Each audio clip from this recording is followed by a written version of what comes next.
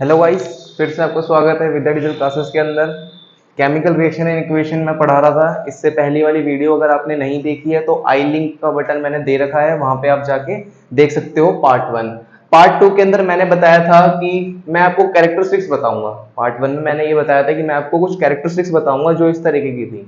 मैंने सिर्फ बताया था, लेकिन आज मैं प्रैक्टिकल के साथ आपको यहाँ बताऊंगा कि होता क्या है ये।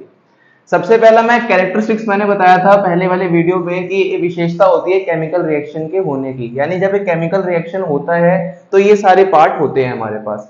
सबसे पहला चेंज इन स्टेट होता है। जैसे कि हमें पता है, मैटर हमने पढ़ा है, तो हमारे पास सॉलिड होता है, लिक्विड होता है और एक गैस स्टेट होता है। यानी कि कोई भी केमिकल रिएक्शन होने के लिए, कोई भी केमिकल रिएक्शन हो रहा है तो उस एलिमेंट का कोई ना कोई तो स्टेट होगा। जैसे कि H2 का गैस है तो मैं इसे गैस से डिनोट करूंगा, ऑक्सीजन का गैस है तो इसे मैं गैस से डिनोट करूंगा। क्या बन रहा है H2O, तो मैं इसे L यानी लिक्विड से डिनोट करूंगा। यानी कि मैं उन्हें सिंबल से डिनोट कर रहा हूं कि उनकी वो स्टेट क्या है। ठीक है, नेक्स्ट है चेंज इन कलर।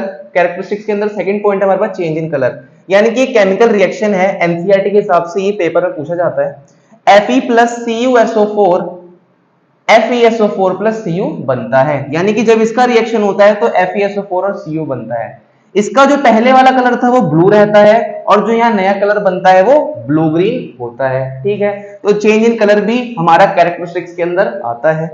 तीसरा बता रखा है चेंज इन टेम्परेचर। जब CaOH2 के साथ कंबाइन होता है यानी रिएक्शन होता है तो CaOH2 बनाता है, जो बहुत ज्यादा लॉट्स ऑफ टेम्परेचर यानी बहुत ज्यादा हीट जनरेट करता है अपने साथ।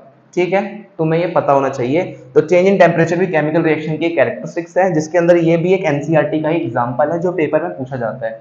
ये लॉट्स ऑफ हीट अपने साथ जनरेट करता है।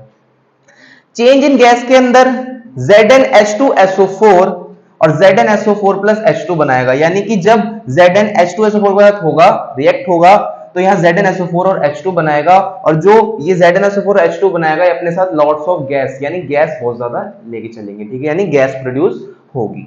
अगला मैंने बता रखा है चेंज इन प्रेसिपिटेट। मैंने बताया था पिछली वीडियो में आपको प्रेसिपिटेट के बारे में बताऊंगा, तो आज प्रेसिपिटेट होता क्या है सबसे पहले उसके बारे में डिस्कस करते हैं।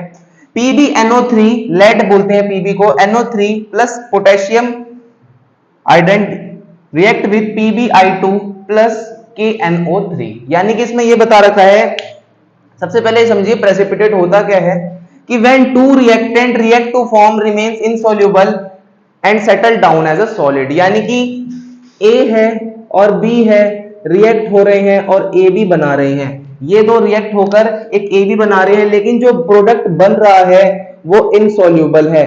वो क्या है? इनसॉल्युबल, यानी कि घुलनशील नहीं है, मिक्स नहीं हो सकता। अगर वो मिक्स नहीं हो सकता प्लस वो एक सॉलिड है, तो इसी को प्रेसिपिटेट बोलेंगे। रिएक्शन प्रेसिपिटेट के दौरान हो रहा है उस रिएक्शन को पीपीटी बोला जाता है। यानी कि A plus B A B बना दिया, यानी जो ए बी बन रहा है इनसॉल्युबल होगा, और प्लस अगर वो सॉलिड फॉर्म में हो तो उसे प्रेसिपिटेट रिएक्शन बोला जाता है।